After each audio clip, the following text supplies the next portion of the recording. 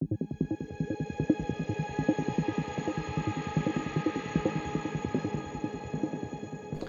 guys, I'm Hank here at Mountain Archery, MakeTheShot.com, HuntOfTheDay.com.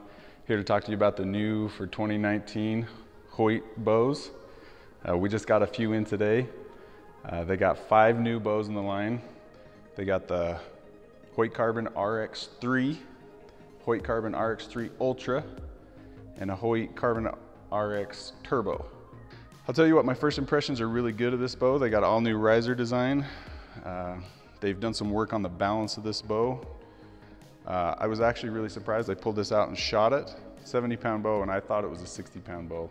Ultra smooth, ultra quiet. I'm actually really impressed. So we're gonna test shoot this a little bit, show you some of the, real life out of the box type stuff. We got the Vapor Trail new Gen 7 rest on this bow too, just FYI. So we're gonna show you a few shots of some of the speed and some of the cool features, so stay tuned.